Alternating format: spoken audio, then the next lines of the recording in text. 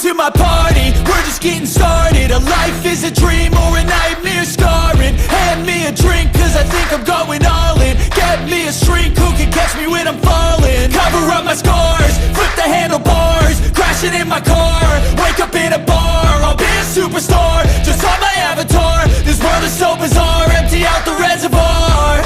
Yeah, I'm taking 6 shots, yeah, straight to the face. And I wanna get lost, I'm sick of this place. Don't know how to stop when I'm feeling this way. So I'm taking 6 shots till I'm feeling okay. 안녕하십니까. 매주 목요일 저녁 8시 라이브 방송으로 찾아뵙는 송국간의 현장정치 3월 14일 순서 시작합니다. 원래 2시에 이 방송을 시작을 했죠. 그리고 지난주부터 8시에 저녁에 하게 됐는데 저는 이 하루 동안 있었던 총선 현장에서 일어났던 일들 좀 차분히 정리를 하고 또 뭘 좀 더 속 깊은 곳을 좀 이렇게 찾아서 전해드릴까 연구하는 시간도 있고 해서 저는 상당히 저녁 시간이 좋습니다. 자, 여러분들께서는 어떠실지 모르겠습니다. 실망하지 않도록 좀 더 많은 준비를 해서 찾아뵙도록 하겠습니다. 오늘도 여의도 정가에서 그리고 전국의 254개 선거구에서 현장 정치가 일어났는데 이 총성 없는 전쟁입니다. 지금 벌써 전쟁이 시작이 됐습니다. 총선 지금 공천이 거의 뭐 마무리되면서 현장 그 유세가 벌어지고 있죠. 그런데 사실상 뭐 공식 선거 운동에 돌입은 하지 않았지만은 공천 마무리되는 시점에 여러 가지 또 반발도 일어나고 또 어떻게 보면 그 반발이 온당하기도 해서 또 후보를 바꾸는 그런 일들도 여야를 막론하고 일어나고 있고 그 중에서 특히 민주당은 이재명의 공천이 엄청난 후폭풍을 맞고 있습니다. 오늘 하루 종일 정가의 화제는 딱 한 사람이었습니다. 딱 한 사람. 정봉주 전 국회의원을 했다는 정봉주 전 낙곰수 조롱하고 폄하하고 가짜 뉴스 만들고 했던 그 낙곰수 멤버죠. 김어준, 주진우, 김용민, 정봉주. 그런데 자기들끼리 또 내분이 일어나서 또 흩어지기도 하고 그렇게 했던 사람 중에 한 명 정봉주. 다른 막말도 아니고 이것은 거의 뭐 패륜입니다. 패륜. 우리 국군 장병들 북한 목함 지뢰에 발목을 다친 국군 장병들을 조롱하는 그런 유튜브 방송 내용을 뭐 7년 전 것인데 이번에 다시 문제가 됐는데 더 큰 문제는 거짓말로 해명을 한다고 하면서 거짓말을 해명을 한 겁니다. 자, 그 소식도 잠시 후에 이것이 도대체 무엇을 뜻하는 것인가. 그 외에 정봉주를 둘러싼 저도 정봉주와 과거에 방송을 했었습니다. 방송을 꽤 오랫동안 같이 했는데 그때의 뭐 느낌 뭐 이런 것을 보면은 정봉주가 어떤 그 인격을 가지고 있는지 그리고 이런 논란이 왜 일어났는지 그냥 우연히 그냥 그 지나가는 말로 한 것인지 자 그런 것도 전 나름대로 느끼는 게 있습니다. 그 부분도 전해드리도록 하겠습니다. 그리고 다른 그 오늘 현장에서 일어난 사안들을 하나씩 전해드리도록 할 텐데 일단 오늘 썸네일 제목을 저는 이 2가지를 잡았습니다. 하나는 한동훈 또 부산 찢었다 이건데 그 저번에 부산에 갔을 때 롯데 자이언츠가 마지막으로 우승을 했던 1992년 그 티셔츠를 입고 그때 남포동 거리를 완전히 휩쓸었죠. 자 오늘은 또 구포시장에 가서 찢었다 부산을 찢었다 엄청난 열기가 있었다고 합니다. 이 부분은 또 잠시 후에 2부, 3부에서 부산 정치를 누구보다 잘 아는 김경국 전 국제신문서울 본부장이 출연을 해서 이 부분도 자세히 소개를 드리고 자 부산을 찢어서 지금 결국은 국민의힘이 이번에는 영남을 싹쓸이할 수도 있다. 대구 경북 25개 부산 경남 울산이 40개입니다. 65개 선거구를 싹쓸이할 수도 있다. 자, 그 부분 가능성을 한번 짚어보겠습니다. 물론 지금 서울에는 약간의 비상이 좀 걸려 있는데 영남을 싹쓸이하는 그 분위기가 이제 북상을 할 수 있는 거죠. 자, 그 대목까지 살펴보고 썸네일 또 하나는 이거죠. 이재명이 가방 모찌도 공천받았다. 가방 모찌 이거 비속어 아니냐 하는데 제가 찾아보는 거는 가방 모찌 비속어 아닙니다. 국어사전에 등록이 되어 있어요. 국어사전에 어떻게 등록이 되냐 하면은 어떤 사람의 가방을 들고 따라다니면서 시중을 드는 사람, 모찌가 일본 말이죠. 그런데 이 규변 표기는 미확정이다 이렇게 되어 있습니다. 그래서 어쨌든 국어사전에 있기 때문에 제가 가방 모찌, 수행비서를 상징적으로 말하는 것이 가방 모찌죠. 자, 공천을 받았다 했는데 조금 전에 제가 처음에 처음에 댓글을 보니까는 한 분이 앞에 있는 부분인데 오늘 그 동네에 본인이 희망했던 분이 공천을 받지 못해서 속상해서 혼술을 하셔야 되겠다고 이야기를 하던데 그래서 제 유튜브 제목이 혼술이죠. 공천 문제, 국민의힘 공천 문제도 좀 잠시 후에 좀 짚어보도록 하겠습니다. 자만하시면 안 될 것 같아요. 강호환 님이 말씀하셨는데 그렇죠. 자만하면 안 되죠. 특히 이 수도권이 정당 지지율은 한동훈 효과로 상당히 올라가고 있는데 각 선거구에는 좀 어렵습니다. 어렵다는 그 여론조사가 계속 나오고 있죠. 근데 좀 더 심층적으로 들어가 보면은 거기 또 디테일한 면이 하나가 있습니다. 뭐냐면은 복병들이 있습니다. 복병들. 제3지대 정당 후보들이 이 선거에서 그 승부에 상당한 영향을 미칠 수도 있다. 그 부분도 잠시 후에 소개를 드리겠습니다. 그리고 영남권 싹쓸이 이것은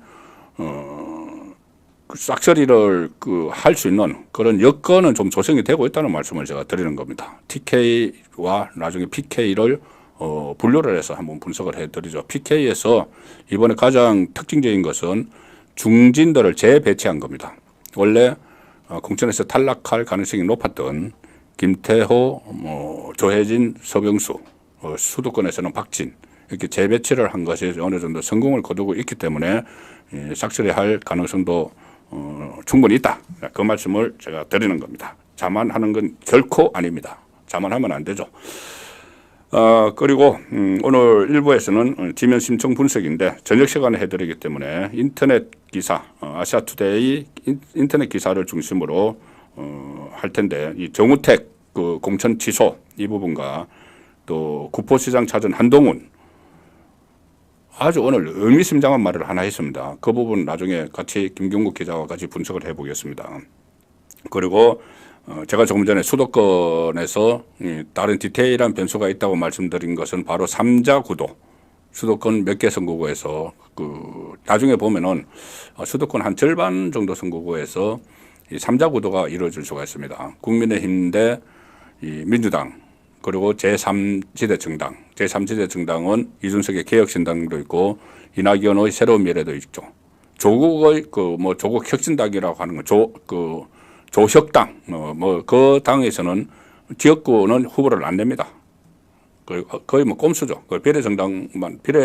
정당 투표만 하기로 했기 때문에 거기에 비례 후보만 내기로 했기 때문에 거기서는 변수가 안 되고 지역구 선거에서 다른 또 제3지대 정당이나 또 무소속이 거기서 일정 부분 표를 가져가면은 한쪽에 유리하고 한쪽에 불리하게 될 텐데 지금 나와 있는 제3지대는 거의 다 민주당 출신입니다.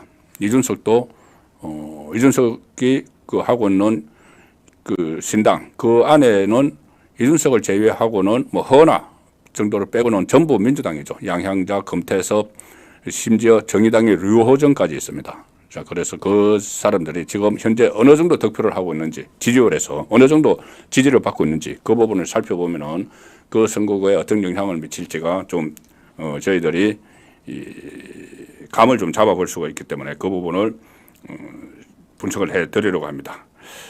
그리고 정봉주, 목발, 경품, 발음, 파자 이 부분을 집중적으로 다뤄드릴 거고 다 나왔던 이야기 외에 새로운 부분들을 좀 한번 찾아보겠습니다. 그리고 대장동 공천 대박, 이재명의 변호사 5명 줄줄이 공천 받았다. 그리고 또 어젯밤에 발표된 공천인데 민주당 박지원, 정동영 이 사람들이 다시 국회에 등원할 가능성이 90%입니다. 왜냐? 호남에서 공천을 받았습니다. 민주당 공천. 자, 박지원 80대. 그리고 정동영 과거에 노인 폄하 발언 했는데 정동영 벌써 그 나이가 본인이 됐습니다. 뭐 연세 드신 분들은 투표장에 안 가셔도 된다 했는데 본인은 투표장에 안 가는 정도가 아니고 투표장에 나가는 정도가 아니고 아예 선거판에 다시 뛰어들었죠. 그런데 됐습니다. 왜 됐을까요? 왜 됐을까? 경쟁력이 본인이 전주에서 뛰어나서 그 비밀을 제가 잠시 후에 말씀을 드리겠습니다. 정동영이 왜 됐는지 비밀이 하나 있습니다. 잘 알려지지 않았는데 박지원도 있습니다. 잠시 후에 이 소개를 드리겠습니다. 제가 시간을 좀 계속 함께 계셔달라고 미리 이렇게 말씀을 드리는 겁니다. 다른 것도 말씀드릴 부분이 많아서. 그리고 제가 이재명의 가방 모찌도 공천받았다. 수행비서. 이재명의 수행비서가 공천을 받았습니다. 뭐 수행비서라고 공천을 못 받지 말라는 법은 없지만 지금 이재명 주변에서 공천받는 사람은 어떻게 다 이렇게 딱 그려놓고 합니다. 이 기울어진 운동장을 만들어 놓고 그 운동장 위에 이재명이 국회의원을 시키고 싶은 사람을 올려놓고 운동장 밑에는 떨어뜨려야 될 사람들을 모아놓고 줄다리기를 시키죠.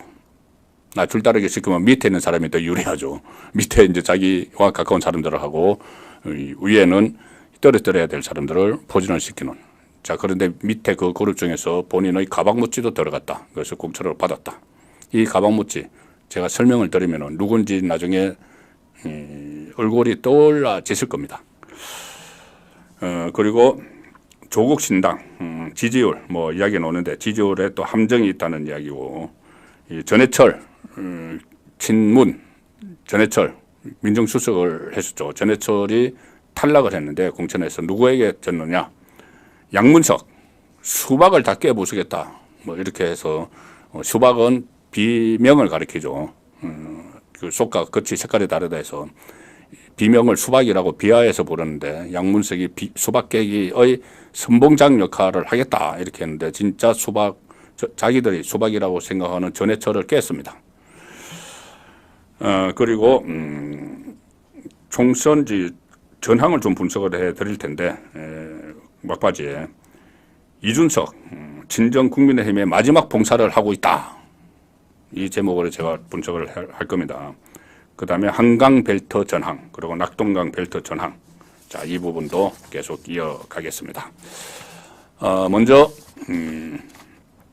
아시아투데이 인터넷판 기사입니다. 오늘 오후에 나온 기사입니다.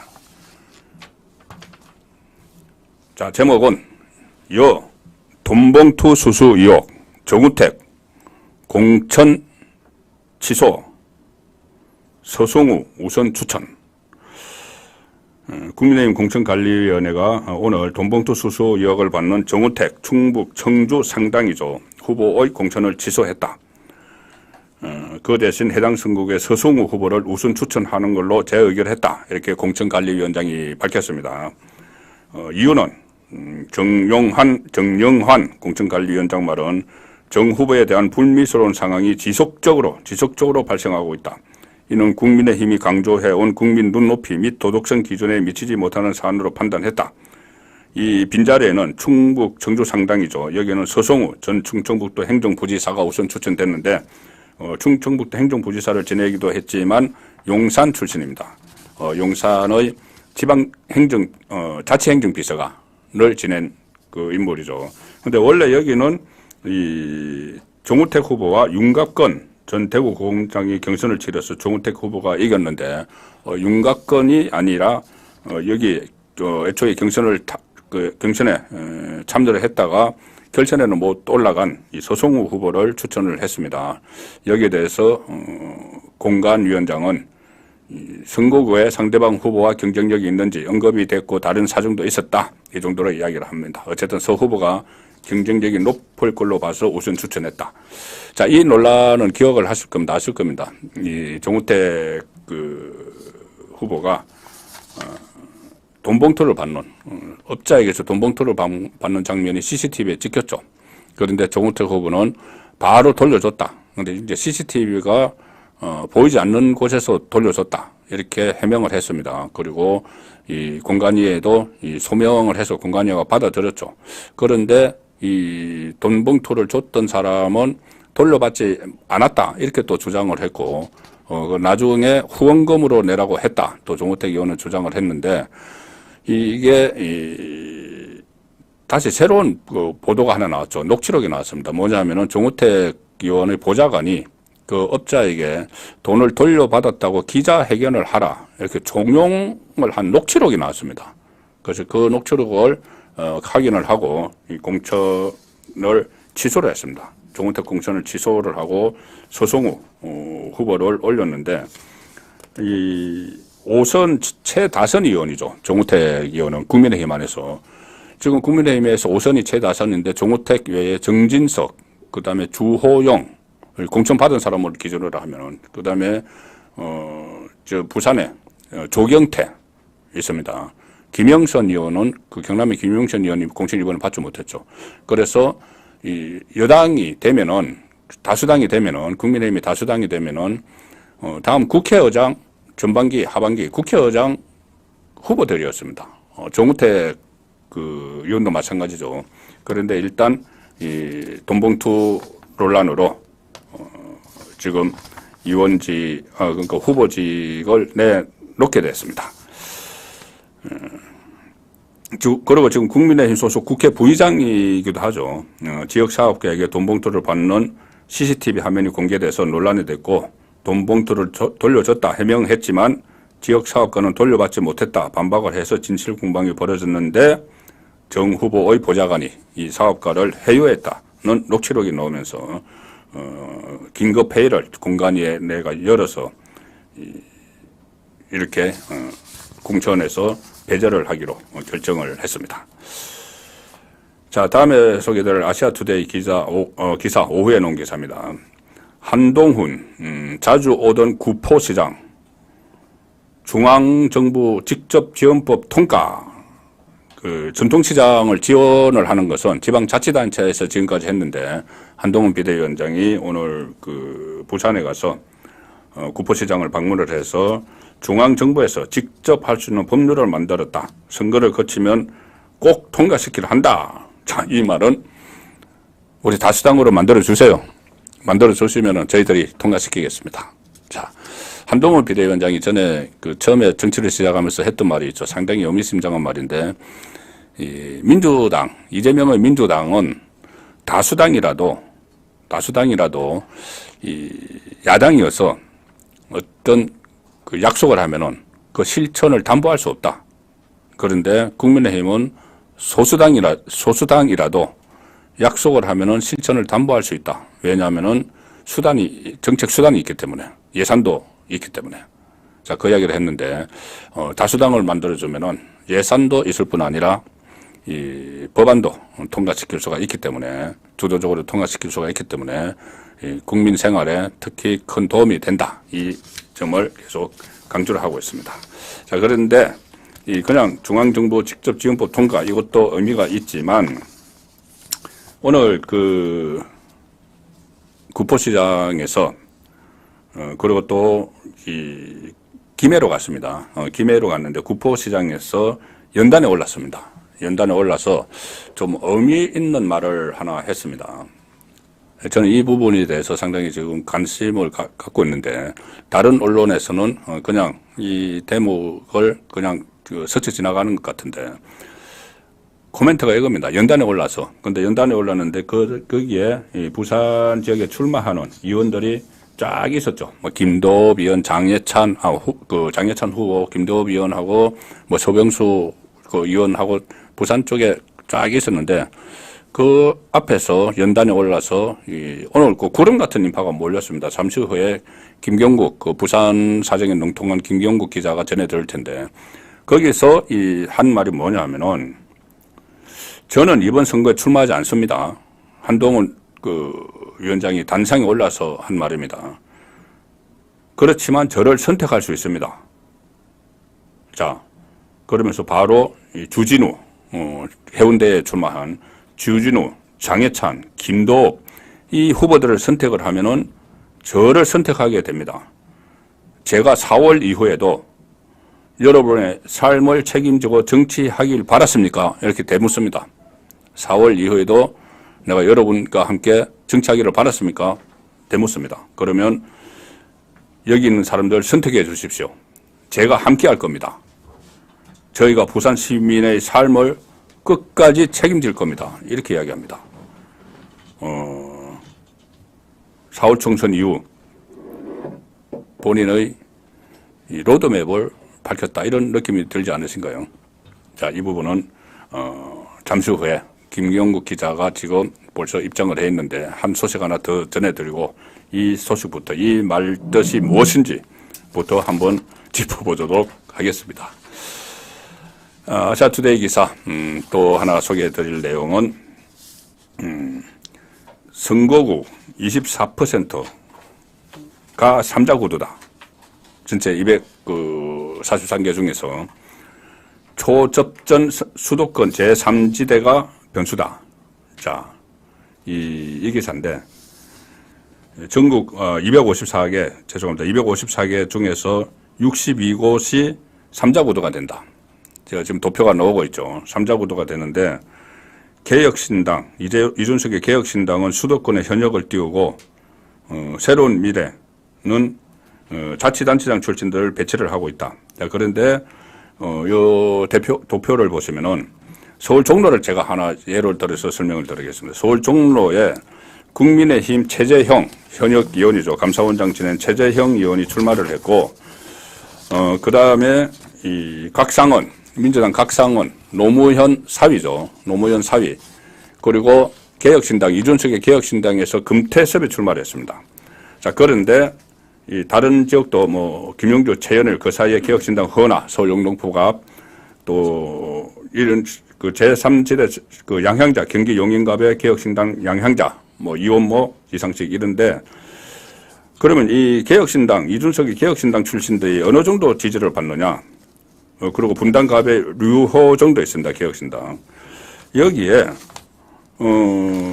금태섭이 4%를 받습니다. 4%. 이 전체 중에서 4%를 받는데, 그리고 또 허나도 그 정도, 류호정이 3%, 또 양양자가 4%, 전부 다 개혁신당 후보들이 3 내지 4%를 받습니다. 그런데 수도권은 아주 이 박빙의 승부가 펼쳐지죠. 몇천 표 차이로 당락이 갈라지는데, 거기에 제3지대 그 후보들, 특히 개혁신당 후보들이 들어가서 본인들이 당선되기는 어렵죠. 3%, 4% 가지고 당선 못 됩니다. 그런데 다만 이 사람들이 어느 쪽 후보표를 가져갈 것인가. 자, 이준석은 국민의힘 당대표를 했지만 이준석이 만든 당에서 출마하는 후보들은 허나를 빼고는 전부 민주당 출신이거나 정의당 출신이죠. 금태섭, 양향자, 정의당 류정, 그렇기 때문에 결국은 이 민주당 표를 어느 정도 잠식할 수가 있다. 그럼 지금 현재로서는 개혁신당이 한 50곳에 후보를 낸다는데, 그렇게 되면은 국민의힘에 상당히 도움이 될 수가 있는 상황이 되는 겁니다. 그래서 제가 이 국민의힘에서 그토록 애를 먹이던 이준석이 마지막에는 국민의힘에 도움이 되는 일도 하는구나, 그런 생각을 하게 되는 거죠. 지금 제3지대 신당까지 후보를 낸 그 3자구도 선거구가 전국 62곳에 이르는 것으로 현재 드러났고, 그래서 제3지대 후보가 각 지역의 성자를 뒤바꿀 최대 변수로 떠오를 것으로 관측된다. 그 중에서 수도권이 35개입니다. 충청 12개. 이 성부처에서 이렇게 제3지대 후보들이 나오고 있는 것이죠.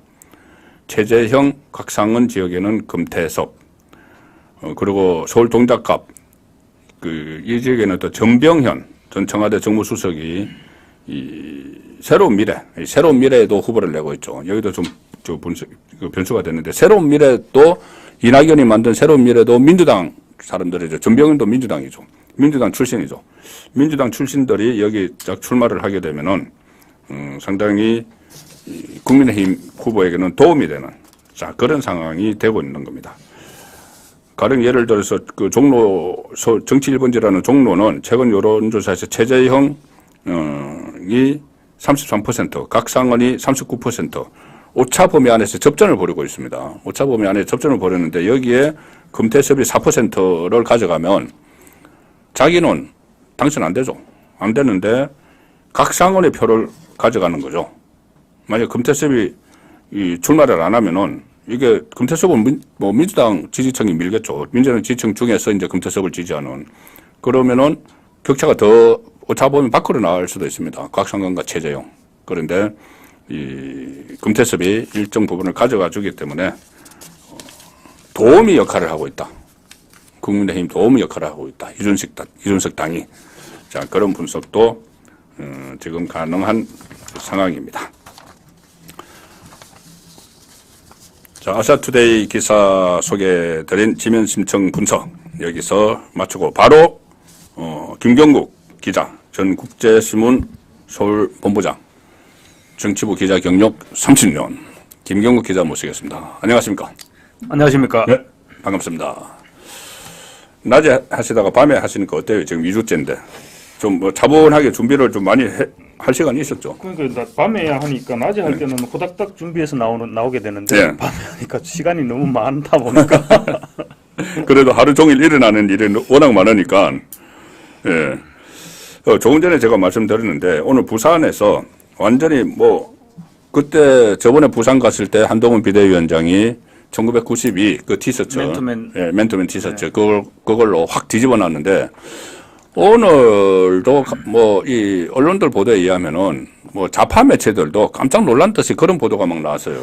엄청났다면서요, 오늘. 보니까 오늘도 난리가 났습니다. 지난번 그러니까요. 방문이 네. 이제 저 중부산, 구도심 아니면 뭐 동부산 이쪽으로 좀 치우쳤다. 예, 지역이 좀 다르네요. 예, 오늘 방문은 이제 서부산 쪽입니다. 낙동강 벨트 쪽. 낙동강 벨트네. 예, 오늘 간 곳이 격정지. 예, 격정지 낙동강 아, 벨트. 그럼 거기가 저 전재수하고 그 있는 오늘 지역인가요? 첫 박재호? 방문지 박재호는 남구고요. 남구고. 예, 전재수. 오늘 첫 방문지가 북구 구포시장이었습니다. 네, 구포시장. 구포시장 옛날부터 유명한 재래시장입니다. 예. 벌써 뭐 100년이 됐나 어때든 하여튼 굉장히 오래된 전통을 예, 가지고 예. 있는. 저도 어릴 때 부산에서 살아서 압니다. 예.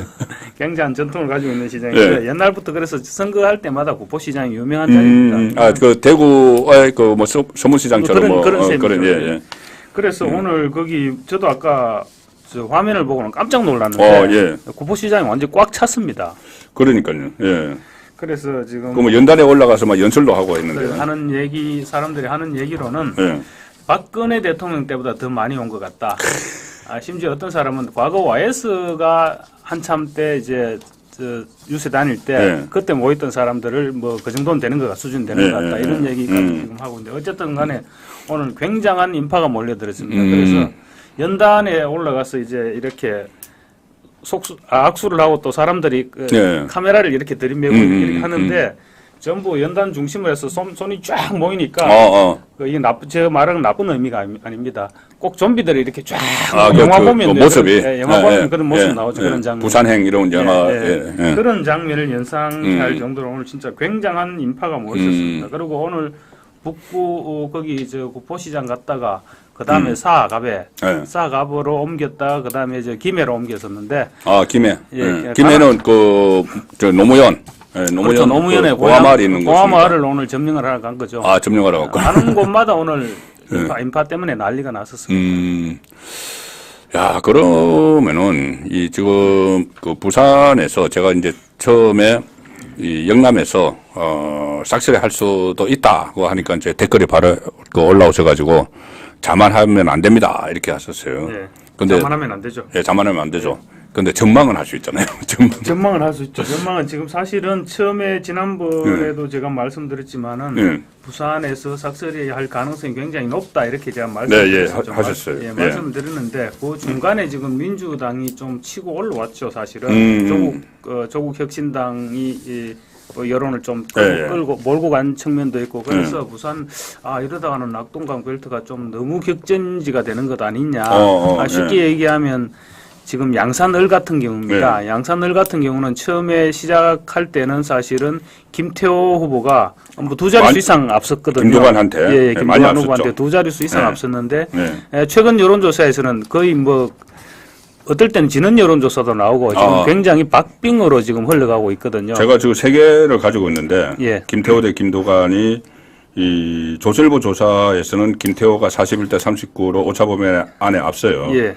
그런데 MBC 조사에서는 43대 43 동률이고 YTN 조사에서는 34대 41로 그 뒤지는 걸로 많이 뒤지는 걸로 예, 나왔었죠. 그 앞에 이제 뭐 저 경남신문에 있을 때는 또 이제 11점 몇 퍼센트 포인트 앞서는 걸로 그렇죠. 나왔고. 경남신문에서는 그런 게 지금 이제 결과적으로 종합을 하면 예. 지금으로서는 박빙으로 봐야 될 것 같습니다. 박빙으로 봐야 될 것 같은데 문제는 김두관 의원 같은 경우는 거기서 지금 계속 국회의원을 그렇죠. 해오고 있는 상태고 김태호 의원 이제 뭐 내려간 지 불과 한 달 남짓 됐나 이 정도밖에 안 됐거든요. 지역구로 옮겼잖아요. 재배치한 거잖아요. 그러니까 한 달 정도밖에 아직 안 된 상태에서 그 정도 지금 지지율을 보인다는 것은 뭐 괜찮은 징조인 것 같고 그리고 오늘 이제 이렇게 돼 있습니다. 양산이 양산 가벌이 있고 네. 그다음에 바로 이제 북구갑이 연결돼 있습니다. 네, 북구갑이 접경이죠. 예, 부산하고 북구갑이 경남이 이제 연결돼 있고 동남권에서 이렇게 만나는 예, 서남권에서 만나는 건가요? 북구월이 이렇게 내려가고 하는 네. 데인데 오늘 강 자리가 이제 북구갑이거든요. 네. 북구갑이니까 아마 양산까지 이렇게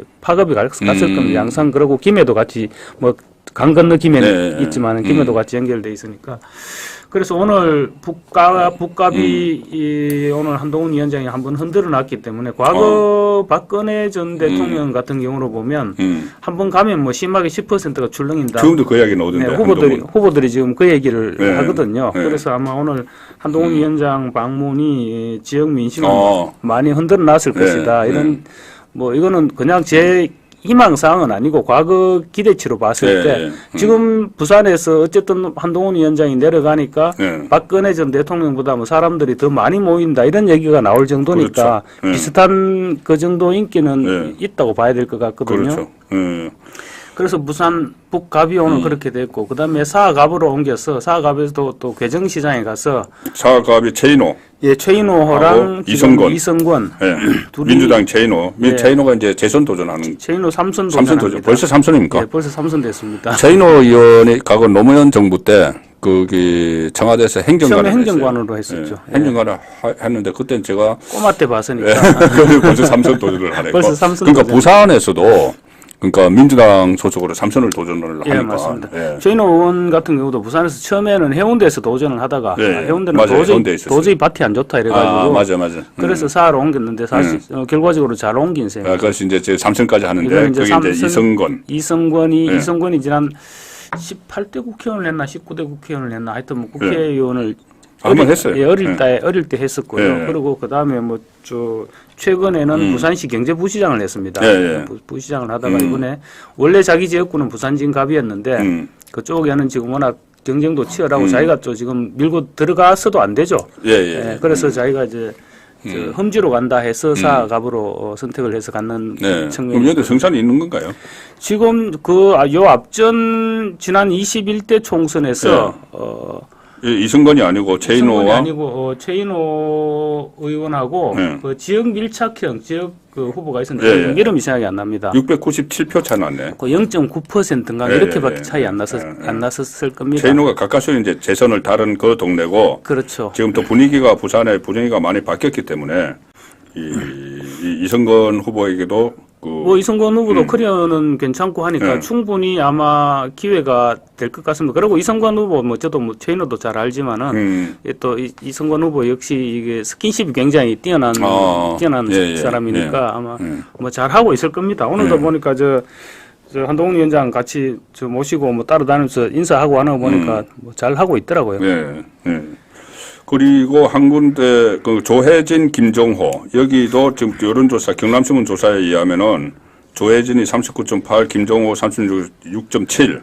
여기도 지금 3.1% 포인트 정도. 여기도 재배치가 된 데잖아요. 예, 그렇습니다. 그러니까 재배치된 지역이 예상 밖으로 그러니까는 이 한동훈의 성과라고 저는 보는데 그 전에 만약에 전에 공천관리위원회나 지도부 같으면은 그냥 그 컷오프 시킬 가능성이 높았잖아요. 영남 중진들이라고 해서. 원래는 저 인요한 혁신위원장 그렇죠. 얘기할 때는 다들 이제 컷오프 각이었죠. 컷오프 하거나 서울에 가서 출마해라. 예.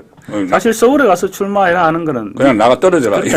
정치하지 마라 이 말이거든요. 서울에 험지해 주잖아요. 예. 그리고 뭐 저 누구 이번에 하태경 의원 같은 경우는 자기가 뭐 자원해서 이렇게 서울 올라와서 물론 이제 경선에서 떨어졌지만 그런 경우인데 다른 의원들 사실 뭐 저 TK도 마찬가지일 겁니다. 영남 의원들이 서울의 수도권에 와서 지역구 출마해라 하면 그냥 정치하지 말라는 얘기 비슷한 얘기죠. 그렇죠. 사실은. 그러니까 마지막으로 기회는 주기는 주는데 좋은 데는 안 주고 거기 가서 어쨌든 마지막으로 불살라 봐라. 그러니까 장렬히 전사하라 그 말이죠. 그런데 이번에 부산 저 낙동강 벨트의 재배치는 아주 잘 된 것 같습니다. 그렇죠. 예, 성공작이에요. 결과적으로 굉장히 성공작일 것 같고 서병수 의원도 지금 아까 전재수 의원 얘기를 하다가 말았는데 거기도 지금 뭐 여론조사상으로는 한 6, 7% 정도 뒤지는 걸로 나오기는 합니다만 전재수 의원이 거기서 지금 재선입니다. 재선인데 문제는 출마를 지금 5번째 합니다. 아, 그러면 2성 3패를, 2성 2패를 2성 2패죠. 옛날에 박민식 장관이 박민식 장관이 재선까지 하고 예. 그동안에 박민식 장관과 계속 전재수 의원이 계속 붙어서 출마를 했었던 거예요. 그러면 전재수 의원 벌써 16년째 하고 있는 겁니다. 그렇네요.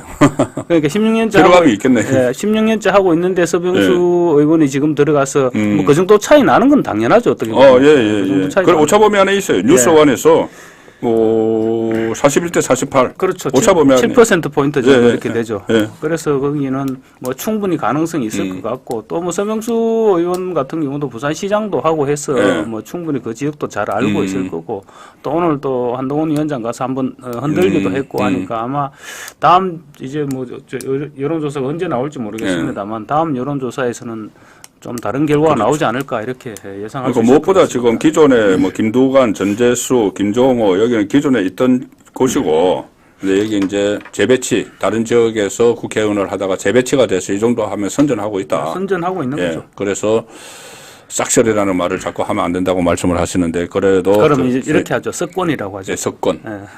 같은 말이네. 자, 하나 더 짚어볼 것이 울산에 울산에 뭐 다른 곳은 이제 국민의힘이 그렇지만 울산 북구는 원래 민주당이 이상헌 의원이 하고 있었는데 여기 이제 국민의힘에서 박대동 전 의원이 출마를 했죠. 예, 뭐 경선에서 박대동 전 의원이 선출. 그런데 여기가 왜 성산이 있냐면은 여기 진보당 쪽에 주기로 했잖아요. 윤종호. 예, 윤종호.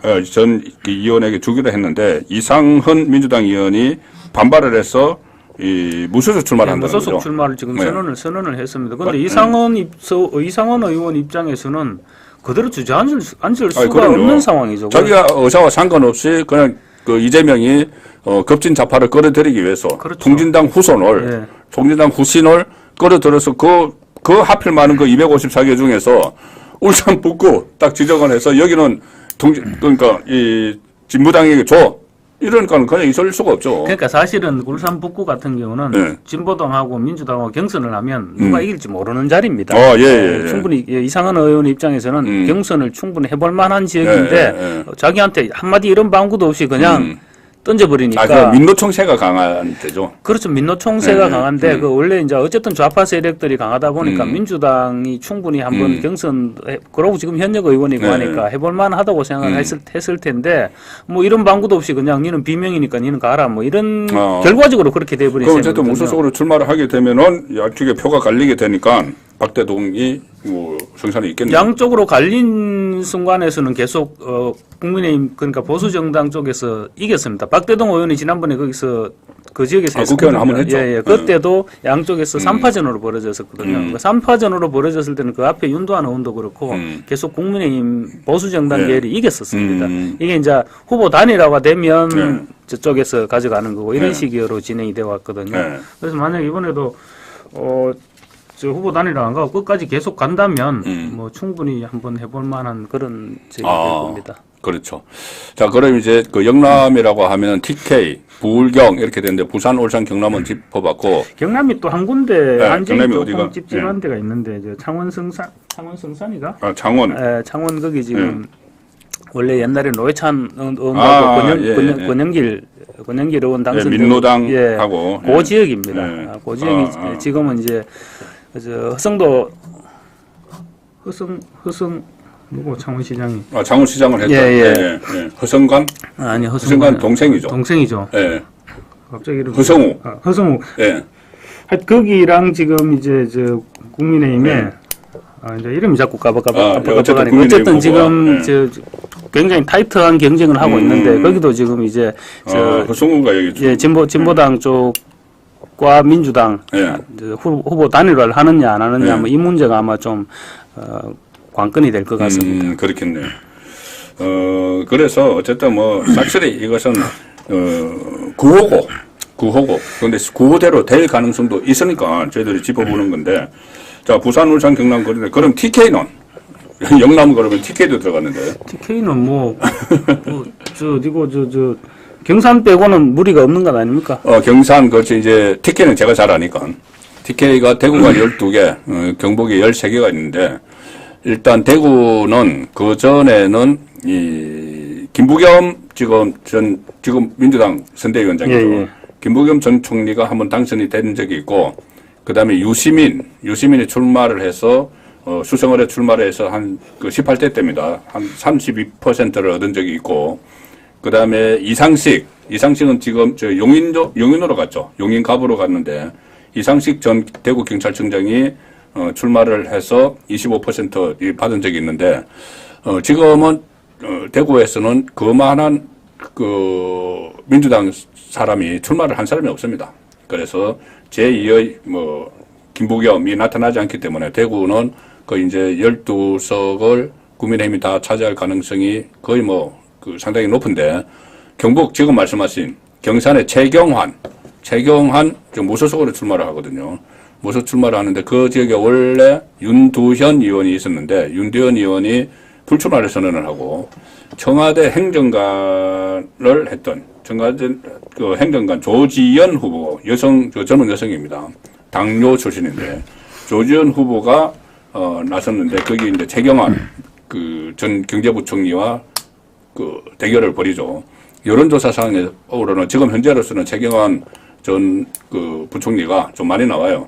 그런데 이것이 국민의힘 공천을 받았기 때문에 조지현 후보가 어떻게 될지는 모르는데 결과적으로는 최경환 후보가 이겨도 최경환 후보가 당선되더라도 어디 멀리 안 가는 것 아닙니까? 멀리 안 가죠. 복잡을 알겠죠.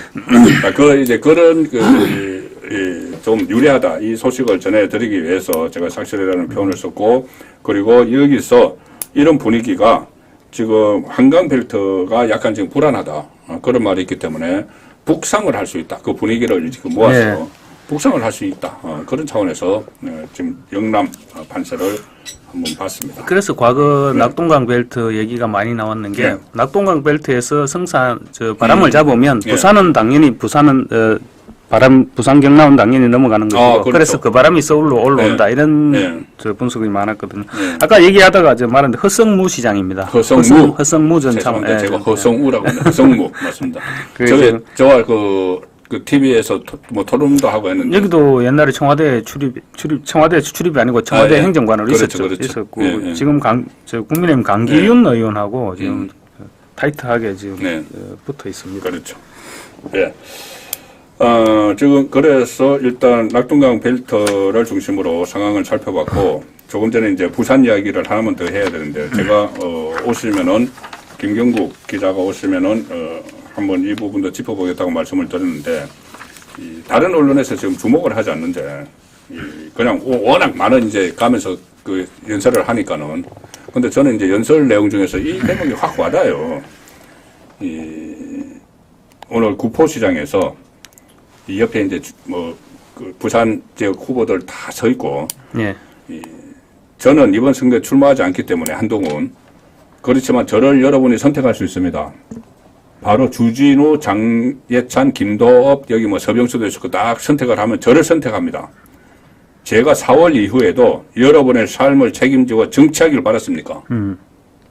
자, 그러고 나서 여기 있는 사람들 선택해 주십시오. 제가 함께 할 겁니다. 저희가 부산 시민의 삶을 끝까지 책임질 겁니다. 4월 총선 이후 이기게 되면은 계속 정치를 하겠다는 말이죠. 그건 뭐 예상되기는 하지만은 이런 이야기를 한 게 처음인 것 같아요. 그렇죠. 이게 이제 사실은 네. 한동훈 위원장이 4월 총선 이후에 뭘 하게 될까, 그렇죠. 당장 뭘 할까, 이 네. 부분에 대해서 궁금증이 굉장히 증폭돼 있는 거는 사실이죠. 그럼요. 그리고 네. 지금 과연 총선에서 승리를 하더라도 네. 정치권에 계속 남아 있을지, 아니면 중간에 텀을 좀 주고 음. 텀을 좀 뒀다가 다시 뿅 하고 나타날지, 이런 네. 부분에 대해서 사람들이 궁금증이 꽤 많은 부분이거든요. 네. 뭐 그런 부분에 대해서 정답은 아니지만 그런 부분에 대한 일단을 이제 얘기를 했는 것 같고요. 네. 오늘 물론 이제 뭐 총선에서 지면 뭐 정치를 하더라도 정치에서 지금은 책임론에서 자유로울 수 없으니까 정치를 하더라도 한동안 이제 텀이 필요하게 될 것이고요. 그리고 오늘 말도 아마 같은 맥락인 것 같습니다. 4월 이후에 정치를 하게 되면 이제 뭐 당연히 대권으로 연결되는 부분이겠죠. 연결되는 부분인데 아마 제 느낌에는 오늘 그 자리에서 그런 얘기를 했던 게 오늘 아마 한동훈 위원장 요즘 뭐 어디 가는 곳마다 거의 뭐 인기 스타죠. 인기 스타인데 오늘은 평소의 그 기분보다 훨씬 많이 업됐을 겁니다, 아마. 오늘 굉장히 했었거든요. 굉장히 많이 업됐을 건데, 그런 기분도 그 한동훈 장관이 얘기하는데, 그렇겠네. 가미가 되지 않았을까. 충분히 이제 사실 우리가 볼 때는 오늘 부산서 차기에 대한 가능성을 더 확실하게 자신감을 얻었다. 이렇게 볼 수 있을 것 같거든요. 그렇죠. 그런 부분들이 이런 말을 하게 하는데 좀 영향을 끼치지 않았을까? 뭐 그렇게 볼 수도 있을 것 같습니다. 그렇네요. 그게 만약에 이번 선거에서 한동훈 지금 그 비대위원장이 모든 권한을 다 가지고 해요, 사실상. 그렇죠. 모든 권한 공천에서부터 물론 공관위가 중심으로 하지만 큰 줄기는 한동훈 비대위원장이 다 지금 가지고 모든 권한을 행사를 하고 있습니다. 네. 그리고 공천뿐이 아니고 선대위 구성도 원톱이에요, 사실상. 그 본인이 한동훈 비대위원장이 총괄 선대위원장이고, 그 다음에 안철수, 나경원, 주호영, 그리고 주호영 들어갔나요? 주호영은 지역 지역 쪽에 대구 경북 그러니까 중앙선대위는 안철수, 나경원, 그 다음에 원희룡, 그 다음에 그 윤재호 이렇게 해서 공동선대위원장 했는데 다른 사람들은 지역구에 출마하기 때문에 지원 노사 같은 거 하기 어렵습니다. 그런데 이 한동훈은 출마를 안 하고 혼자 총괄 선대위원장. 총괄이죠. 한동훈. 그래서 원톱이에요, 사실. 원톱이죠. 거기다가 그 비례대표형 정당 국민의 미래 여기도 사실상 한동훈 비대위원장이 거의 다 컨트롤하고 있다고 봐도 무방해요, 지금. 맞습니다. 당 대표가 당의 국장급이 당 대표로 하고 있기 때문에. 한동훈 위원장이 그 부분도 분명하게 얘기를 했었죠. 그렇죠. 우리 국민의 미래 비례대표 후보도 우리 국민의힘이 책임지고 국민의힘이 얼굴로 내세울 수 있는 그렇게 공천을 하겠다 이렇게 분명히 얘기를 그렇습니다. 했었습니다. 예. 그래서 지금 뭐 면접을 보고 있는 단계인데 뭐 인요한 전 혁신위원장도 들어가고 하는 상황인데 이것도 전부 다 한동훈 비대위원장의 권한으로 하는 겁니다. 그래서 책임도 한동훈 비대위원장이 지는 거예요. 당연하죠. 예, 책임도 지는 거고 만약에 과실이 있으면은 그것은 한동훈 비대위원장께 됩니다. 그 정치적으로. 네.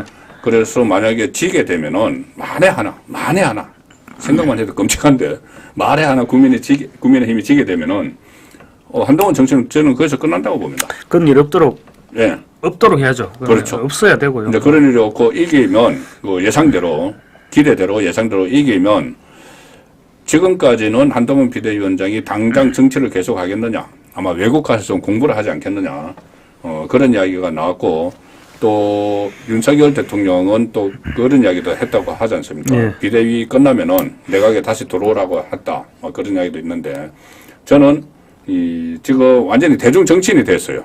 완전히 이번에 그 유세를 다니면서 대중 정치인이 됐기 때문에 저는 바로 비대위 끝나면은 새 지도부 만들어야 되잖아요. 전당대회가 치러지죠.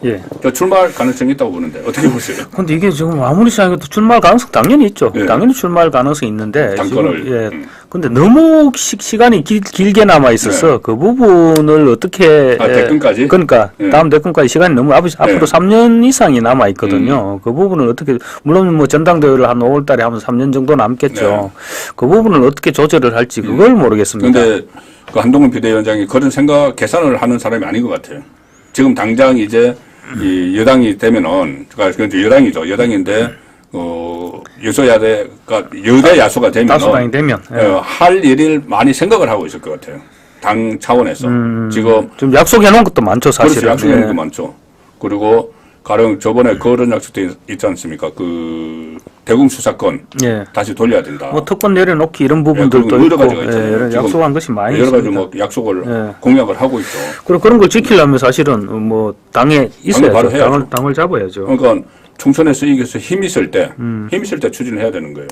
자기 개인의 정치 로드맵을 생각하면 조금 전에 말씀하신 것처럼 자 대권을 또 바라본다. 그러면 그거를 역순으로 하면은 빠르죠. 이게 당대표가 돼서 전면에 나서서 그 당대표 2년 끝나고 나서 뭐 하긴 2년 끝나고 나면 바로 대선 전국 시작되네. 그때 되면 대선 전국이죠. 자 그래서 아마 이 대선 그러니까 이 총선이 끝나고 나면은 당권에 도전할 가능성이 있다. 전당대 출마 가능성이 있다. 그것을 제가 오늘 부산에서 연단에서 한 발언에서 저는 읽었다는 것을 여러분께 좀 말씀을 드리는 겁니다. 그럼 오늘 이제 부산에 두터운 팬층을 확보했고 예. 여러분이 밀어주면 한번 가봅시다. 뭐 그런 의미인 것 같습니다. 그렇죠. 예. 예.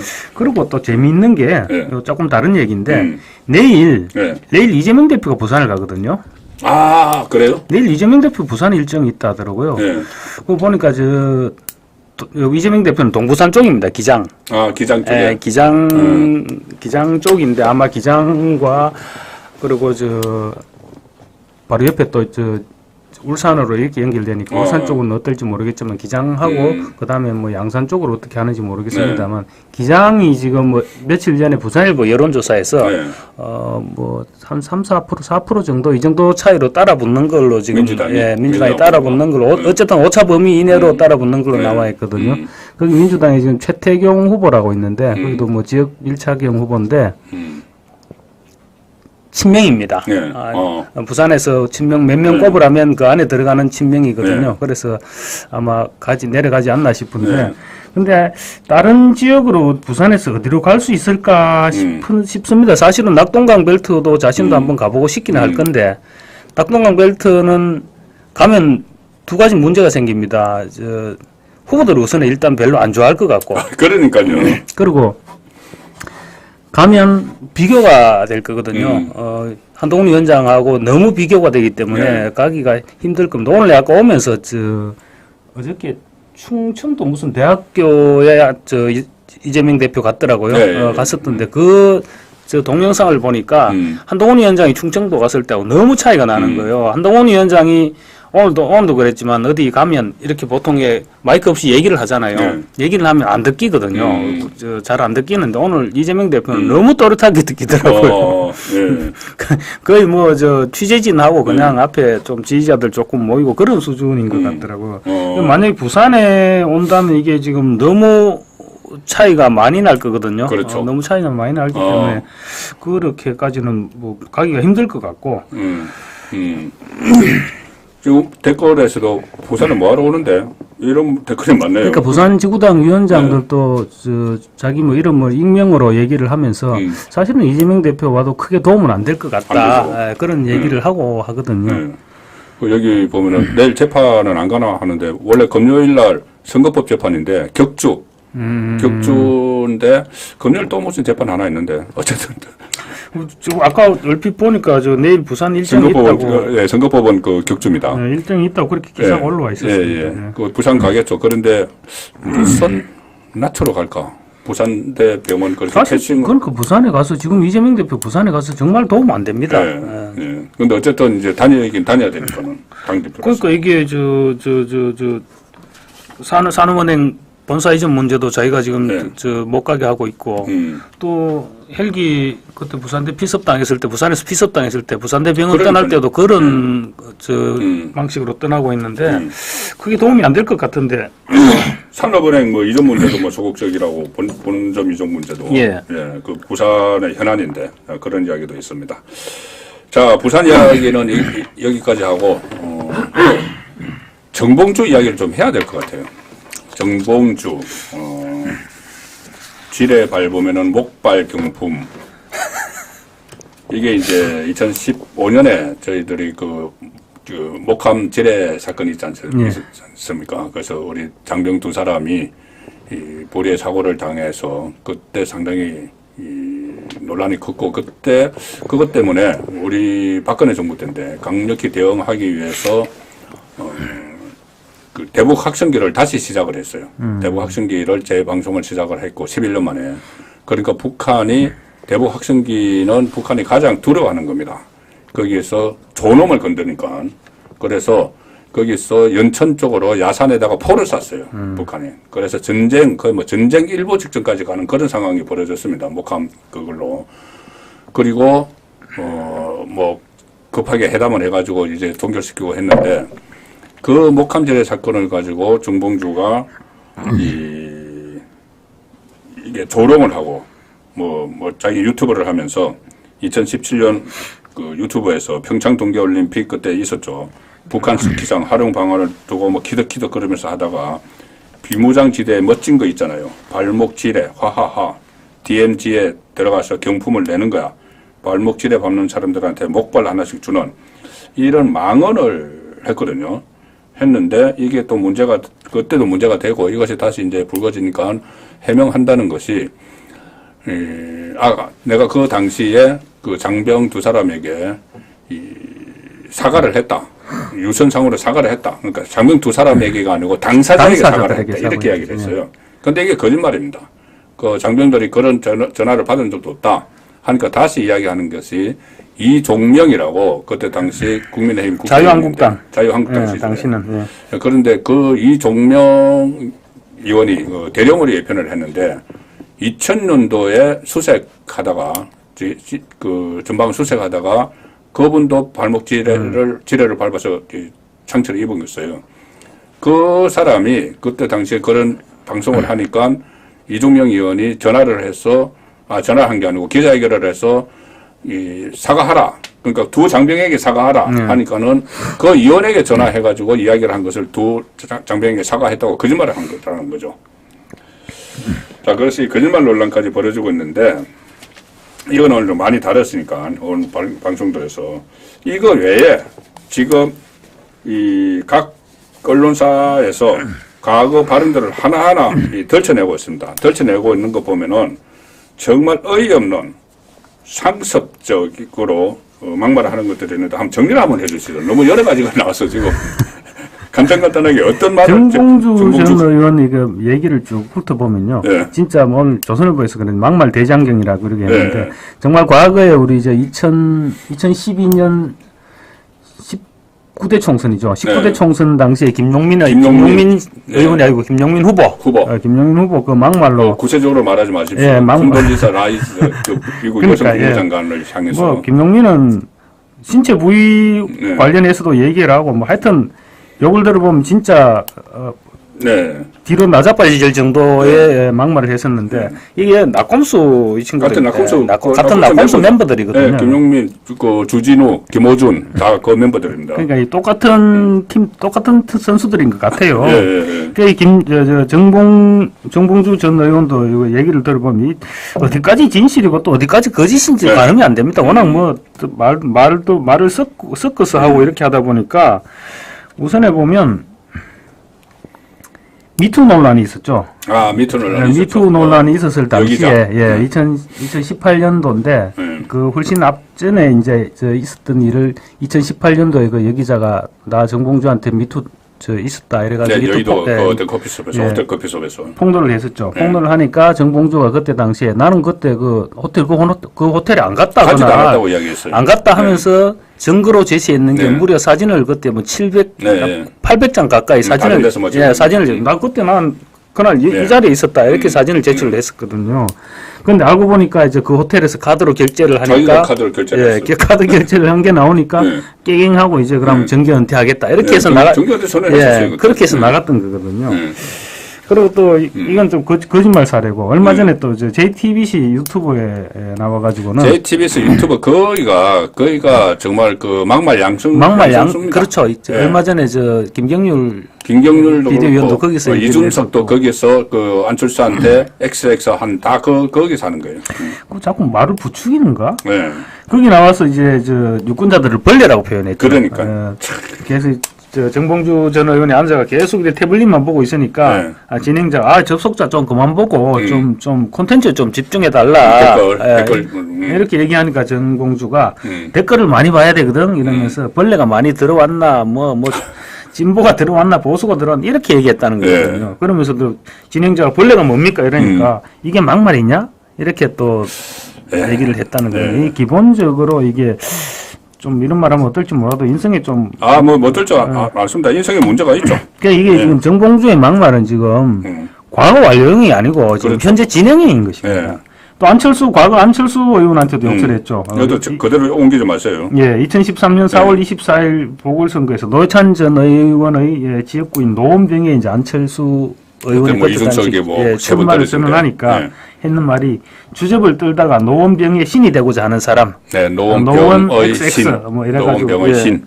이렇게 또 얘기했었고 조계종을 2014년에 또 조계종 향해가지고 생선썩은 비린내 진동하는 곳이다. 뭐 조계종은 김정은 집단이다. 이렇게 끝이 없습니다. 마지막으로 하나 더 하면 지난 21대 총선에서 사실은 강서 출마하고 서울 강서에 출마하려고 하다가 또 그때도 저게 됐거든요. 자격 미투 그때 미투 때문에 부적격자로 공천 못 받으니까 민주당 지도부를 향해서 했는 말이 짐승만도 못하다 이렇게 했거든요. 근데 이거 오늘 보니까 이제 이번에 이재명 대표가 칼을 빼드는 것 같던데 또 이재명 대표한테도 또 짐승만도 못하다 그러는 거 아닌가 모르겠네요. 그러니까 이게 이 찐명 소위 말하는 이제 비명을 쳐내고 그 자리에 찐명을 억지로 끼워 넣다가 생긴 이거 참사입니다. 맞습니다. 박용진 하위 10% 줘가지고 30% 감점하게 해서 그 억지로 이제 박용진 쳐내고 그 꽂아놓은 사람이 정봉주예요. 정봉주는 지금 그 이재명 대표 체제에서 직함이 뭐죠? 직함이? 뭐 교육원장인가 그래요. 교육원장이에요. 그 당원들 교육연수 하는데 그 원장입니다.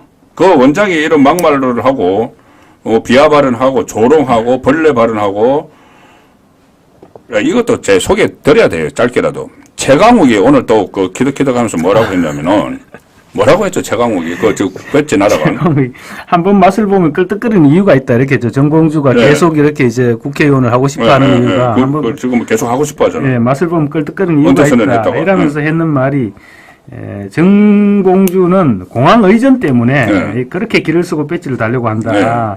과거 이제 국회의원 시절을 그리워하는 대표적인 사례가 공항에서 신분을 확인하면 어쨌든 뭐 자기들끼리 공항 직원들끼리 정봉주 왔다 뭐 정봉주 왔다는 아니고 국회의원 정봉주 왔다 이래 되겠죠. 어쨌든 그렇죠. 국회의원이 왔다 이 포인트니까 정봉주 왔다 이런 알림이 뜨면 대한항공 간부가 쫙 나온다고. 그러면 사실은 공식 출장 아닐 때도 티켓팅만 해도 이제 공항에서 쫙 의전을 하고 하니까 뭐 자기들끼리 그런 얘기를 했었나 보죠. 기분이 좋았다고. 뭐 그런 것을 많이 그리워한다 이런 식으로 얘기를 했는데 최강욱 전 의원도 지금 그런 것들이 많이 그립지 않을까 싶은데. 그러니까 지금 그 국회의원들이 뭐 받는 특권이 뭐 100몇 가지가 있다고 하는데 그 장기표 선생이 그 특권 없애기 운동도 펼치고 있잖아요.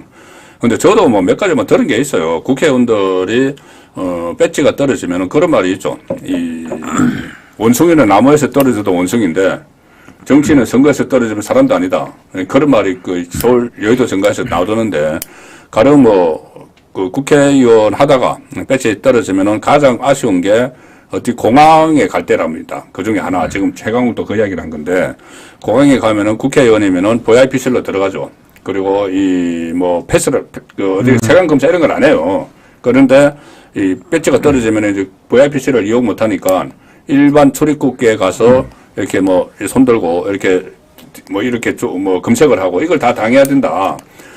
그걸 가지고 저 배지를 다시 달아야 된다. 이렇게 생각하는 그 인식을 갖고 있는 사람이에요. 국회의원이. 그래서 제가 정계 은퇴 선언까지 했다가 다시 또 그 국회에 들어가려고 하는데 이제 거의 물 건너 가고 있는 거죠. 아마 오늘 밤이나 내일 중으로 이재명도 이렇게 되면은 같이 갈 수가 없잖아요. 자기 이제 표 떨어지는 소리가 들리니까 다른 데서도. 그래서 끝낼 것 같은데. 오늘 아마 국민의힘이 정우택 부의장에 대해서 공천을 취소를 하니까 지금 정봉주 오래 같이 못 갈 것 같습니다. 아마 그렇죠. 조만간 뭐 오늘 내일 정도 이재명 대표가 결심을 하지 않을까 싶습니다. 아까 얘기하는 거 보니까 윤리감찰까지 갈 필요도 없다. 문제의 심각성을 내가 인지하고 있고 매우 엄중하게 보고 있다. 정치인은 자기의 모든 행위에 책임져야 된다. 그런데 맞는 말인데 이재명이 그럼 이런 말 하니까 이재명이 이런 말 하니까 내가 좀 헷갈리는데. 자기 막말 이재명 막말은 그래서 이런 부분을 이렇게 얘기하는 거 보니까 아마 오늘 내일 정리를 할 것 같아요. 그렇죠. 예. 자, 근데 이게 이재명이 다 자초한 일이에요. 말씀드렸다시피 박용진을 빼내고 그 자리에 이재명을 사수하겠다 뭐 이렇게 하는 이걸 집어넣으려고 하다가 일어난 참사인데 지금 오늘 또 화제가 되는 그 공천 내용 중에 대장동 공천 대박이 있습니다. 변호사 5명 공천을 다 확정이 됐는데 대장동 관련 변호를 해주는 사람들 이름만 쭉 말씀드리면 정진상의 변호인 이건태, 뭐 김용 변호인 김기표, 이재명의 사법리스크를 총괄하고 있는 박균택, 양부남, 김동아 이 5명 다 줄줄이 해서 대장동 변호사 5명이 공천을 받았는데 이 민주당 안에서도 이번 민주당 공천은 한마디로 요약하면 비명 행사와 대장동 대박이다 이런 말이 나오고 있습니다. 이게 재밌는 게 보면 그냥 차라리 전략 공천을 했으면 또 모르겠는데. 전략 공천은 너무 표시나거든. 그럼 이 사람들을 경선을 해서 이 사람들이 이겼다는 거거든요. 문제는. 아니 우리가 상식적으로 생각해보면 현역 의원들 더군다나 누굽니까? 뭐 강주에 있는 뭐 박균택이나 그리고 오늘 2명 또 했어요. 이건태 김기표 말고 모경종이 당대표 차장. 이런 사람 대표실 차장이 현역 의원 2명하고 해서 그러니까 현역 의원 2명이랑 해서 이겼거든요. 이게 말이 안 되는 거거든요. 그리고 이 변호사들도 지금 아까 조금 전에 말씀하셨던 그 변호사들도 거의 현역 의원들 제치고 지금 다들 경선에서 이긴 거거든요. 김동아 변호사가 어떻게 했냐면은 제 유튜브로 보시면 많이 들었을 텐데 김동아가 정진상의 변호사입니다.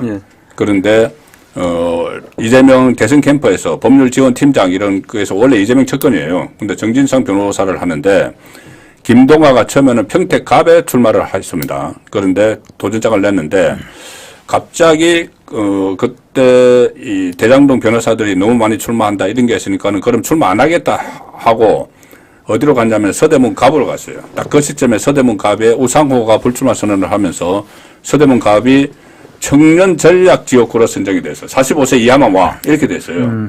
다 이거 알고 있었던 거예요. 그러니까. 그리고 거기를 가서 네 사람이 1차 오디션을 봤는데 떨어졌어요. 김동완은 떨어졌습니다. 공간위 차원에서. 공간위에서는 이게 아직 사인을 못 받았던 거지. 최고위원회의 사인을. 그래서 오디션을 봐서 떨어지고 1위가 건지웅, 2위가 박모순 변호사, 3위가 성치훈, 종편에 자주 나오는 성치훈은 이재명을 계속 비판을 하던 사람이에요. 그 다음에 이 3명까지 성치훈은 저도 같이 방송 출연을 많이 했는데 저렇게 해도 되나 싶을 정도로 이재명을 비판을 많이 했었구나. 잘릴만 했네. 그렇죠. 원래 안희정 사람이거든. 눈치도 없이. 안희정 사람이니까 문재인 쪽에 가깝죠. 그런데 하필이면 성치훈이 3위를 하고 탈락을 한 거예요. 이 김동완가 탈락을 하니까 그런데 이게 최고위원회는 이재명이 주재를 하지 않습니까? 갑자기 최고위원회에서 성치훈이 떨어지고 이 사람이 올라간 거예요. 그러니까 강선우가 그거 브리핑을 하면서 기자가 물어봤어. 아니 어제 그 공간위는 성치훈인데 왜 이 김동완이냐 하니까는 강선우가 대답을 못했어요. 자기도 모르지. 이재명이 바꿔치기 했으니까. 그런데 그럼 이제 3명 안에 집어넣었습니다. 집어넣었는데 이것도 3등이잖아요. 원래 4등인데 3등을 해놨잖아. 그러면 불리하잖아. 셋에서 페어 플레이를 하면은. 룰을 바꿔요.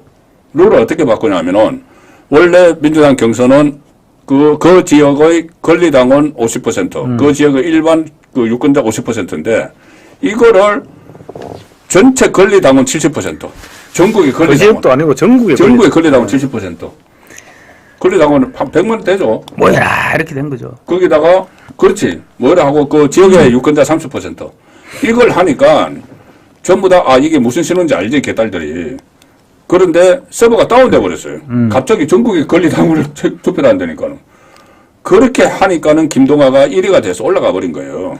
이런 식으로 만든 겁니다. 그게 사실 이게 경선 후보를 공개 오디션을 통해서 선출한 경선 네. 후보를 바꾼다는 거 이거 그냥 일개 최고위원이 할 수 있는 일이 아니거든요. 아니, 그럼요. 당 대표가 아니면 이거 할 수 있는 일이 아닙니다. 네. 당 대표가 했다는 거는 결국은 제가 생각할 때는 이거 중진상이 막 화를 내가지고 대표님 이래도 됩니까? 이래가지고 저 대표가 깜짝 놀라서 바꾼 건 아닌지 모르겠습니다. 아, 이제 제 유튜브를 보신 분은 제가 이 설명을 몇 번 드렸는데 예. 뭐냐면은 정진상이 변호사잖아요. 예. 그다음에 이재명의 그 참모잖아요. 그러면은 정진상과 이재명은 여러 곳에서 공범이에요. 백현동, 그렇죠. 대장동, 뭐 정자동, 뭐 공범이 아닌 데가 없어요. 성남 FC, 변호사비 대납 전부 공범이거든요. 그런데 두 사람이 이걸 못 맞춰. 왜냐하면은 정진상은 구속이 돼 있었고 지금은 보석으로 나와 있는데 전자발찌를 차고 있어요. 이재명하고 공범관계에 연락을 못해. 입을 맞춰야 되는데 그러면 할 수 있는 사람이 정진상 변호사예요. 변호사이자 이재명의 그 대선 캠프 있었던. 그러면 정진상이 감옥에 있을 때는 감옥에 가서 변호인 접견을 하면서 이 자유롭게 변호인 접견하면 자유롭게 이야기를 하잖아. 그러면 이재명에게 전할 말, 이재명이 한 말을 전해주고 이 석방되고 나서는 그래 통화를 못 하니까는 이재명하고 정진상은 그 사이에 또 왔다 갔다 하는 그런 역할을 했다는 것이 지금 법조계의 이야기입니다. 메신저 역할 충분히 뭐 그렇게 그렇죠. 했겠죠. 그렇죠. 네. 그러면은 이게 보답을 해야 되고 보답도 보답이지만 무섭기도 하죠. 비밀을 그러니까. 비밀을 풀어버리면 어떡해. 무섭기도 하지. 그래서 그렇게 길을 써서 김동아를 배지를 안겼다는 것이 지금 법조계에서 나오는 이야기입니다. 자, 그래서 이런 식인데 조금 전에 얼핏 말씀하셨잖아요. 우리 썸네일 제목이 이게 가방무치 이야기가 나오거든요.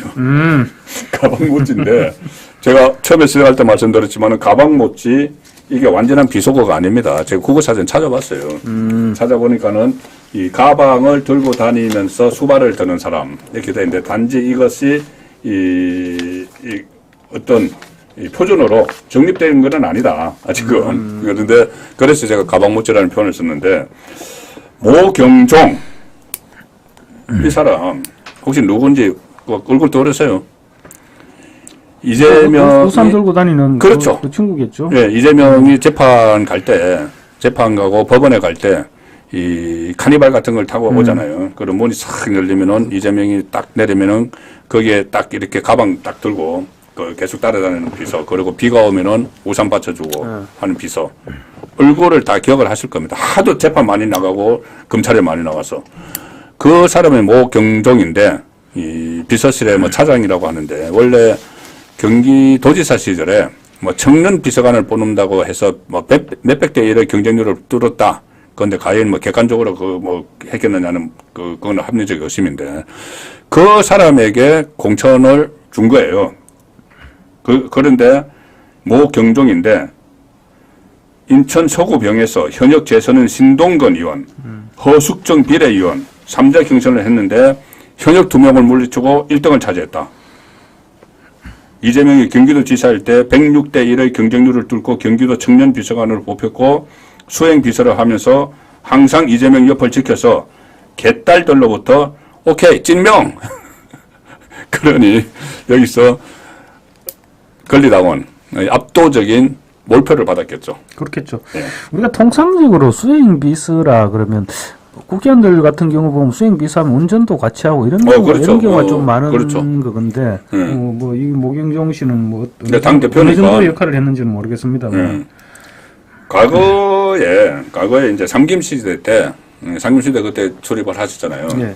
그때 보면은 저희들끼리 보면은 특히 DJ DJ의 수행 비서 출신 한 2명 정도 이 국회의원 배지를 달았어요. 그리고 그 중에서 한 사람은 또 중요한 당직까지 맡았습니다. 제가 이름을 뭐 말씀드리긴 그렇지만 그리고 이거 뭐 비하하는 것이 아니고 그때 김대중 대통령이 이 몸이 불편해서 지팡이를 짚고 다녔잖아요. 그래서 어디 행사장 가면은 지팡이를 이렇게 따로 챙겼다가 다시 이제 퇴장할 때 챙겨주고 뭐 이렇게 하는 비서도 있었는데 그게 이제 수행 비서죠. 그때 뭐 심지어 뭐 신발을 안고 있다가 주는 사람도 있었다. 네, 이제 그런 식으로 추운 날에는 상김 시절에는 그쪽에도 이제 가신이라고 하죠. 가신. 본인의 가신에게 나중에 이제 그 자리를 하나 줍니다. 금배지를 딸 수 있도록. 이제 그런 게 상김 시대에 있었던 일인데 이게 지금 물론 모경종 어떤 경쟁력이 있는지 지금 확인이 안 되는 상황이니까. 근데 거기서 어쨌든 이 본인 사천 공천을 사유하다 보니까 여기도 공천장을 안겼다. 자, 그런 차원에서 제가 소개를 드린 겁니다. 여기도 혹시 저거를 했는 거 아닌가 모르겠습니다. 비밀? 100대 0으로 했는 건 아닌지 모르겠습니다. 권리당원 100으로 하고. 예. 그냥 그렇죠. 그 공천 룰이 어떻게 했는지도 또 봐야 되는 거죠. 예. 그리고 이게 말이 나서니 말이지 수행비서 뭐 이렇게 줬고 조금 전에 김동화 청년 전략 지역구를 줬다고 했잖아요. 여성 전략 지역구라고 또 있었잖아요. 예, 근향역. 권향 이름 어려워. 향역. 예, 근향역. 그쪽에 호남 쪽에 국성 그러니까 순천 국성 이정현 전 대표 쪽에. 이정현 전 대표 출마한 그 자리죠. 거기도 이 배우자실 부실장 그러니까 김혜경 씨의 수발을 던 거다 마찬가지인데 대선 때 거기도 여성 특구, 여성 전략 특구 해서 그 현역 그 국회의원한테 그 지지율이 3분의 1밖에 안 되는데 거기 공천을 단수를 줬다가 또 사달이 나서 다시 경선을 붙이고 거기도 경선을 붙이면서 비율을 조정을 했거든요. 거기는 어떻게 반대로 조정을 했습니다. 권향엽 권향엽 예비 후보가 어쨌든 지역구에 그 지역구에 대한 권리당원하고는 지금 접촉이 그렇게 없었을 거니까 거기는 아예 일반 여론 100%로 했습니다. 그래서 이 세 사람 공통점을 한번 생각을 해봤어요. 김동화하고 근향엽하고 모경종 맞죠? 모경종하고 이 세 사람 공통점이 뭘까? 뭐 같아요? 항상 그 옆에 붙어 다니고 또 배우자도 그때 수행 대구 경북 수행한 거 사진 맞잖아요. 뭘 많이 알고 있겠죠. 많이 알고 있죠. 많이 알고 있겠죠. 그리고 변호사는 더 많이 알고 있죠. 변호사는 법적으로 뭐가 그 위반이 되는가. 그리고 또 정진상하고 이재명 사이에 무슨 말들이 왔다 갔다 했을까. 너무 많이 알고 있기 때문에 한 사람은 청년 전략 특구, 한 사람은 여성 특구, 또 한 사람은 이 현역 국회의원 2명에게 이길 수 있는 진짜 깜짝 놀랄 일이에요. 그런 그라운드를 만들어준 그런 의혹이 합리적인 의심을 할 수가 있는 겁니다. 저는 민주당 현역 의원들 다 바보들 같아. 왜요? 어디 이런 일을 당하고도 다들 그렇게 꿀을 먹고 있지? 공천권을 갖고 있으니까. 여기 떨어진 사람들. 그러니까. 떨어진 사람들은 신동건, 비명, 허숙정 비대위원. 여기도 부글부글 끓고 있겠죠. 부글 끓고 있는데 그런다고 재심 청구하고 해봤자 안 된다는 건 뭐 뻔히 알고 있으니까. 그런데 이게 이재명이 이제 공천 다 마무리되면은 조금 전에 이제 말씀하셨지만은 부산에서도 별로 뭐 외오시나 뭐 이런 분위기잖아요. 공천 다 마무리되면은 이재명의 뭐 지침에 따를 사람 없습니다. 그때부터 이재명은 힘 떨어지는. 알겠습니다. 자, 다른 내용을 하나 짚어보죠. 그 공천에서 올드보이 기한. 박지원, 정동영, 이 경선을 통과했는데, 그러면 이 두 사람은 이제 호남에서 경선을 통과했으니까, 그냥 국회의원 되겠네요. 거의 뭐 됐다고 봐야죠. 그렇죠. 참 놀라운 나자빠질 일인데, 지금 이재명 대표가 공천하는 과정에 중간중간에 뭐 세대 교체니 뭐 아니면 이런저런 얘기를 굉장히 이제 뭐 물갈이니 그런 얘기를 많이 했었는데 또 이 두 양반한테는 그렇게 또 너그러웠네요. 그렇죠. 박지원 대표 지금 뭐 우리 나이로 82살, 정동영 아마 11살 정도 적을 건데 뭐 그래도 70 넘었습니다. 이런 사람들이 지금 물론 뭐 이 사람도 영향은 있겠죠. 뭐 다들 영향은 있겠지만 뭐 그래도 지금 이재명의 공천 기조하고는 너무 안 맞았거든요.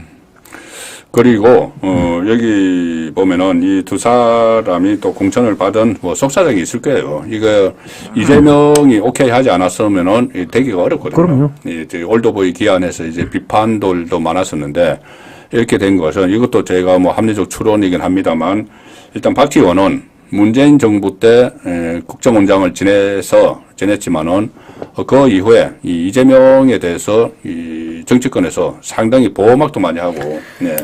그 이재명 쪽으로 완전히 돌아섰죠. 그럼요. 돌아서서 상당히 그 방어막을 쳐주는 그런 역할을 많이 심지어 했어요. 박지원 의원, 박지원 전 국정원장 심지어 이런 얘기도 했습니다. 네. 이재명이 DJ보다 훨씬 대단하다 이런 얘기까지 했었거든요. 아, 그렇죠. 기억나시죠? 어디 유튜브 방송에 출연해서 얘기를 했는데 이재명이 지금 이렇게까지 핍박을 당하는데도 불구하고 저 정도 배심과 자기 결백을 믿고 싸워 나가면 뭐 언젠가 뭐가 돼도 된다. 나는 대단하다고 생각한다. DJ보다 더 대단하다. 이렇게 얘기를 해서 사실 그때 논란이 좀 생겼거든요. 그렇죠. 동교동에서도 그렇고 당장 일반 국민들도 어떻게 이재명을 DJ한테 갖다 들이대냐 이렇게 얘기하니까 뭐 그게 아니고 하면서 해명을 했는데 어쨌든 그 정도 노력이 있었으니까 오늘 이 자리까지 온 겁니다. 그렇죠.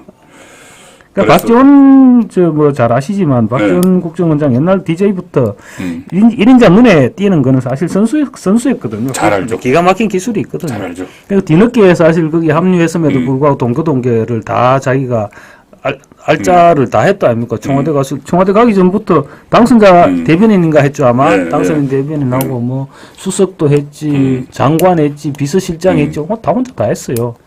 그 정도 1인자의 눈에 들 줄 아는 드는 방법을 알고 있는 사람이에요. 그러니까 여기 댓글에도 박지원도 많은 것을 알고 있어요. 박지원도 많은 것을 알고 있어요. 그렇지. 국정원장을 했으니까. 네, 합리적 추론입니다. 조난 자료라는 게 있어요. 조난 자료라고 뭐 정치 사찰하고는 좀 다르기는 한데 어쨌든 뭐 국정원에서 여러 가지 정보가 있으니까 뭐 그런 것도 연관이 돼 있을 수도 있다. 저희들이 과거에 이 국회 출입을 하고 또 뭐 국정원도 그 청와대 출입을 할 때 뭐 같이 뭐 하고 했기 때문에 과거 이제 경험으로 보면은 뭔가 있을 수가 있다. 그 말씀을 드리는 겁니다. 요새 말 조심해서 해야 돼요. 선거철이라서. 그럼요. 정동영은 이재명과 어떤 인연이 있을까? 정동영은 과거 이재명이 처음에 정치를 시작할 때 정동영 그렇죠. 캠프에서 지금 일을 했죠. 그때 아마 제가 듣기로는 김인섭 씨가 연결시켜줬다. 네, 김인섭이 연결시켰죠. 백현동의 김인섭. 그랬던 것 같은데 뭐 그때 당시에 또 17대 대선 때 비서실 부실장도 했고. 그 캠프가 있었죠. 정동영 캠프가 있었고. 그러니까 뭐 이거 뭐. 그러니까 이재명을 이 정치판으로 끌어준 사람이 정동영이에요. 그리고 지금 정동영 뭐 장관이 다시 돌아온다고 해서 자기 자리를 위협할 것도 아니고 하니까 그럼요. 크게 부담은 없었을 겁니다. 자, 그리고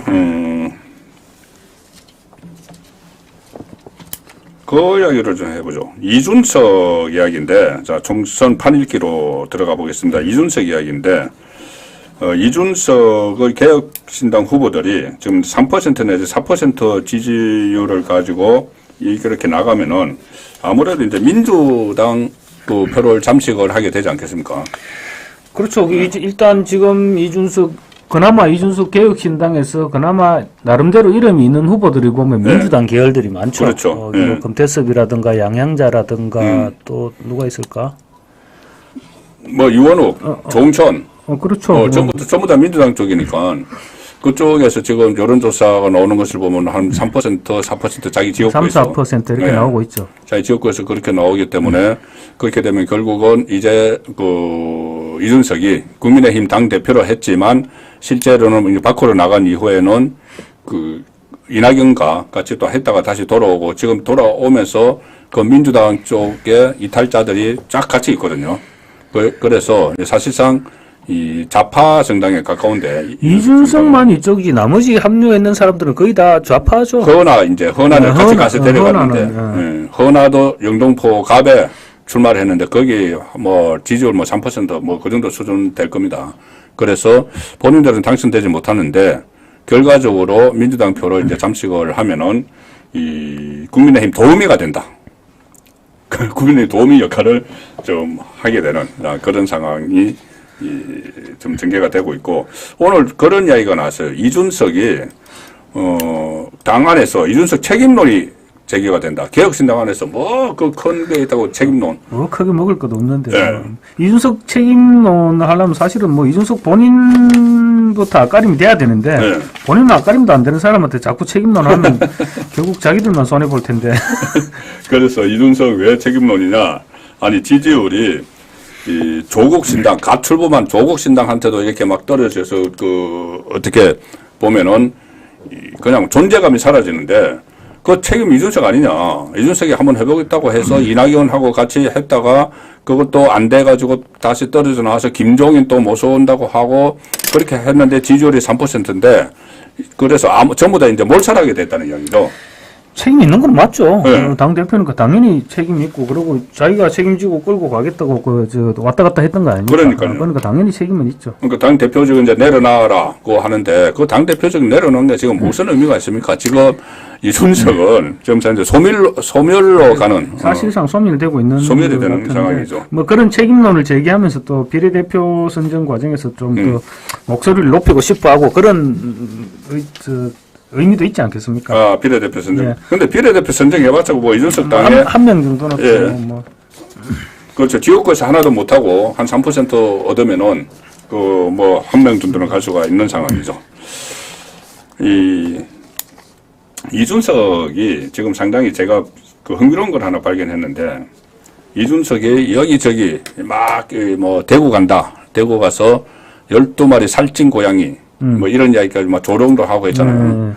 대구에 출마해서 뭐 하겠다. 그리고 김종인이 대구에 가지 나중에 대통령 될 수 있다 이런 이야기도 막 했어요. 그리고 또 세종시 간다고 하더니 세종시로 이야기가 조금 나왔다가 지금 결국 자기가 출마 선언한 데가 어디냐면은 동탄 신도시가 있는 곳이에요. 경기 화성을, 경기도 화성을 동탄 신도시가 있는 데인데 여기서 참 묘한 상황이 됐습니다. 이 언론에서 이 부분도 잘 부각을 안 하던데 제가 이제 이준석 이야기를 왜 자꾸 하냐면은 이제 이준석 그만 이번 총선을 계기로 해서 좀 소멸이 될 것 같은 분위기라서 말씀드리는 거예요. 이준석 당으로 출마하는 사람들도 3% 4%짜리이긴 한데 여기가 동탄 신도시를 끼고 있어서 평균 연령이 34세, 네, 34세. 그리고 39세 이하 인구가 41.4%예요. 전국에서 가장 그 연령이 낮은데 왜 그러냐면은 여기 뭐 삼성전자 연구소 뭐 여러 가지 연구소도 있고 테크노 파크입니다. 그러니까 반도체 벨트죠. 그래서 여기 이준석이 여기로 간 이유가 뭐냐면은 나는 젊은층에 어필을 해. 그래서 나는 이 젊은층하고 같이 이 젊은층이 많은 데로 갈 거야. 해서 이제 여기 갔어요. 갔는데 민주당에서 누가 출마를 하냐 하면은 공영훈이라고 영입한 사람이에요. 민주당. 현대자동차 사장을 했던 사람. 원래 문화일보 출신이죠. 아, 그렇죠. 그리고 문화일보 출신입니까? 예, 문화일보 출신이에요. 그리고 문화일보 경영진 출신인가요? 기자 출신. 기자 출신입니까? 그건 몰랐네. 근데 현대자동차 사장을 한 사람이고 국민의힘에서 간 사람이 한정민이라고 삼성전자 연구소 연구원이에요. 연구원 출신이죠. 예. 그런데 이 사람은 여기에 거의 토박입니다. 한 10년 이상을 근무를 했어요. 나이가 아직 30대죠? 그래서 나이가 제가 이준석이 여기는 나 같은 사람이 통해 해서 갔는데 국민의힘 후보 한정민 후보의 나이가 1984년생입니다. 이준석이 85년생이죠. 한 살 차이에요. 한 살 차이네. 그래서 여기를 갔기 때문에 여기다 또 이 국민의힘 후보, 이 한정민 후보는 사실상 화성에서 직장 생활을 오래 한, 어떻게 보면. 삼성맨이었으니까. 삼성맨이니까 그 토박이고 이준석은 외지인이다. 그래서 지금 나오는 이야기는 이 여론조사가 아직 한 번도 안 나왔어요. 근데 왜 여기 여론조사 한 번도 안 나올까? 나왔어요. 저도 이거 계속 보고 있는데 여론조사가 이번 주말에 이제 어제 실시를 지금 하고 있는 데가 있다고 합니다. 주말이나 내일이나 여론조사 나오면은 이준석의 현재의 모습은 충분히 다 들통이 난다. 이준석 대표는 아마 뭐 펜코를 기대하고 갔던 것 같은데 지금 이제 뭐 그쪽에서 펜코에서도 거의 펜코리아 그쪽에서도 거의 버리는 카드 같고. 그렇죠. 예. 그래서 지금 뭐 특히 이제 조국이 등장을 하니까 이준석은 지금 갈 곳을 잃어가지고 지금 좀 어쨌든 뭐 소멸되어가는 그런 상황이라고 말씀을 드리겠습니다. 마지막으로 짧게 조국 신당이 지금 오늘도 조사가 나는데 민주당 위성정당보다 조금 높게 나왔어요. 네, 조금 높게 그럼 한 나왔죠. 10석 정도 얻게 되는 거죠. 그러니까 이제 뭐 많이 맥시멈으로 하면 한 12석까지도 뭐 조국 신당 20몇 프로 나왔을 네, 때 그 가정을 하니까 한 12석 정도까지 된다고 이렇게 나오더라고요. 예. 12석 정도를 얻으면은 민주당이 가져갈 게 없어요. 민주당이 남는 게 없죠. 없죠. 그 앞에 10석은 진보당도 줘야 진보당 되고, 주고 뭐 좌파 세력이 다 줘야 되잖아요. 연합 시민사회도 줘야 네. 되고 네. 또 무슨 당입니까? 거기도 줘야 되고. 예. 시민사회단체도 있고 뭐 새진보연합, 새진보연합. 용해인이 하는 예. 거 거기도 해서 한 10개 줘야 되니까 그러면은 민주당하고 그 분석은 어떻게 생각하세요? 민주당하고 이 조국당이 이 제로섬 게임을 하는 건가요? 아니면 파이가 커진다고 보는 건가요? 파이가 약간은 커지겠죠. 약간은 커지겠지만 민주당 입장에서는 지금 굉장히 아마 긴장을 하고 있을 겁니다. 왜냐하면 지금 이제 당 안팎에서 나오는 얘기가 이재명은 가고 조국이 온다. 지금 이런 얘기가 나오고 있는 상황이거든요. 이런 얘기가 나온다는 것은 총선 결과가 어떻게 됐든 간에 이재명 리더십에 만약에 비례정당표가 역전이 돼버린다면 이재명 리더십에 지금 굉장한 손상이 갈 수밖에 없는 상태죠. 그리고 또 오면 다음 총선이 끝나고 나면 조국은 뭐 구속될지 어떨지 모르겠지만 어쨌든 간에 그거는 예외를 하고 차기 경쟁자가 될 거거든요. 그렇죠. 그럴 가능성이 우리 있죠. 정치권에서 그러잖아요. 뭐 영원한 적도 영원한 동지도 없다 그러는데 사실 총선 이후에 조국 신당이 민주당의 동지로 남아 있는다는 보장이 어디 있습니까? 같은 뿌리라고 하지만 같은 당은 아니거든요. 아, 그럼요. 예. 그러니까 민주당 입장에서는 특히 이재명 대표 입장에서는 신경이 많이 쓰일 겁니다. 아마. 네. 그래서 아마 이 총선이 끝나고 나도 지금 그 좌파 진영에서는 여러 가지 이 충돌이 있을 것이고 또 갈등도 예상이 되는 상황입니다. 한동훈 국민의힘에서는 조금 전에 처음에 말씀드린 대로 만약에 총선 승리를 하게 되면은 한동훈 비대위원장의 향후 이 정치적 입지가 거치가 어떨지 그 부분도 저희들이 앞으로 계속 주시를 하겠습니다. 자, 3월 14일 보내드린 송국근의 현장 정치 라이브 방송 어떠셨는지 모르겠습니다. 저희는 일단은 나름대로 준비를 한다고 준비를 했는데 마음에 안 드신 적이 혹시 좀 부족한 점이 있어도 널리 양해해 주시면은 다음 목요일에는 좀 더 많은 공부를 해서 좋은 모습으로 찾아뵙도록 하겠습니다. 자, 김경국 전 국제신문 서울 본부장이었습니다. 오늘 수고하셨습니다. 예, 감사합니다. 여기서 마치겠습니다. 끝까지 시청해 주신 여러분 고맙습니다. 편안한 밤 되십시오. Welcome to my party, we're just getting started. A life is a dream or a nightmare scarring. Hand me a drink cause I think I'm going all in. Get me a shrink who can catch me when I'm falling. Cover up my scars, flip the handlebars. Crashing in my car, wake up in a bar. I'll be a superstar, just on my avatar. This world is so bizarre, empty out the reservoir. Yeah, I'm taking 6 shots, yeah, straight to the face. And I wanna get lost, I'm sick of this place. Don't know how to stop when I'm feeling this way. So I'm taking 6 shots till I'm feeling okay.